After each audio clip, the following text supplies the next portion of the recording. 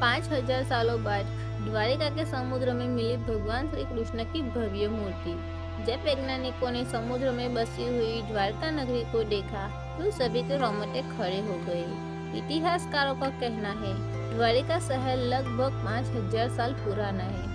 पुराणों में वर्णित कथाओं के अनुसार महाभारत युद्ध होने के तकरीबन 36 साल के बाद द्वारिका नगरी समुद्र में डूब गई थी। लेकिन द्वारिका नगरी समुद्र में डूब जाने के पीछे दो भयंकर श्राप बताए जाते हैं।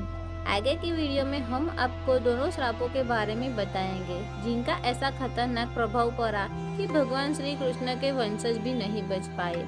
लेकिन इस घटना की शुरुआत कैसे हुई, आखिर किस तरह एक मछुआरे के माध्यम से विशाल द्वारिका नगरी की खोज हुई, तो चलिए उसकी शुरुआत करते हैं।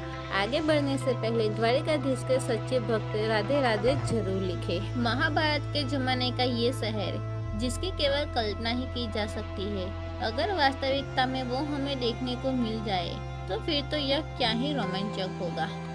मदन लाल नाम का एक मछुआरा द्वारिका के समुद्र में मछली पकड़ने का काम करता था।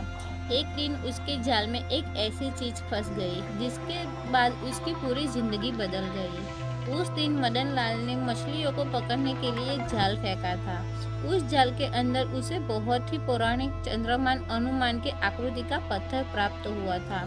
उसे उसकी जानकारी नहीं थी। कुछ लोगों का कहना था ये पत्थर बहुत ही पौराणिक लग रही है तो इसे पुरातात्विक विभागों को जमा करा देना चाहिए। और यकीन मानिए जब वो पत्थर के ऊपर शोध किए गए तो पता चला कि 5000 वर्षों भी ज्यादा अधिक है जो कि यह पत्थर द्वारिका के समुद्र में से मिला था। ऐसे में सभी लोग यही मान रहे थे कि यह द्वारिका नगरी का ही हिस्सा है। बात है सन 2003 की। इन घटना के बाद पुरातात्विक विभाग ने भी द्वारिका के समुद्र में रुचि ली। उन्हें ऐसा लग रहा था कि वो समुद्र के नीचे द्वारिका नगरी को खोज सकते हैं और अपनी इस खोज को पूरा करने के लिए उन्होंने नौसेना का सहारा लिया। सन 2003 में भारतीय संरक्षण विभाग द्वारा द्वारिका नगरी की खोज शुरू हुई, लेकिन 4 साल के बाद भी इस खोज का कोई परिणाम प्राप्त नहीं हुआ। समुद्र के कोने कोने में गहराई से जांच करने पर सन 2007 में नौसेना विभाग के कुछ गोताखोरों को समुद्र में जो मिला जिसे देखकर आपके भी रुआटे खड़े हो जाएंगे। समुद्र के नीचे उन्हें एक विशाल नगरी प्राप्त हुई। साथ ही में वहां पर कई सारे बर्तन भी मौजूद थे जो ये दावा कर रहे थे कि इस स्थान पर आज से कई हजार साल पहले वास्तव में कोई नगरी हुआ करती थी। नौसेना के गोताखोरों द्वारा जो एक खोज की गई, जो इसका परीक्षण हुआ, तो वैज्ञानिक भी जानकर हैरान हो गए कि ये अवशेष तो तकरीबन 5000 साल पुराने हैं। अब आप सोच रहे होंगे कि भगवान श्री कृष्ण तो साक्षात भगवान है और उनकी नगरी समुद्र में कैसे डूब सकती है। आज से लगभग 5000 साल पहले श्री कृष्ण ने मथुरा को छोड़ दिया था और उन्होंने द्वारिका का निर्माण विश्वकर्मा के हाथों से करवाया था। श्री कृष्ण अपने साथ यदुवंशियों को भी लाए थे और इस नगर को अपना बसेरा बनाया था। द्वारिका श्री कृष्ण की कर्म भूमि मानी जाती है जिस पर उन्होंने 36 वर्षों तक शासन किया था। द्वारिका के समुद्र में डूब जाने के पीछे दो श्राप थे। पहला श्राप, महाभारत युद्ध के बाद कौरवों की माता गांधारी ने महाभारत के इस पूरे युद्ध के लिए भगवान श्री कृष्ण को जिम्मेदार ठहराया। उन्होंने श्री कृष्ण को श्राप दिया कि जिस तरह कौरव का वंश का नाश हुआ है ठीक उसी तरह पूरे यदुवंश का भी नाश हो जाएगा। और दूसरा जो श्राप है, प्रचलित कथाओं के अनुसार माता गांधारी के अलावा दूसरा श्राप ऋषियों के द्वारा श्री कृष्ण के पुत्र श्याम को दिया गया था। दरअसल महाश्री विश्वामित्र, कण्व देव, श्री नारद आदि द्वारिका पहुंचे थे। यहाँ यादव कुल के कुछ युवकों ने ऋषियों के साथ बहुत मजाक किया था।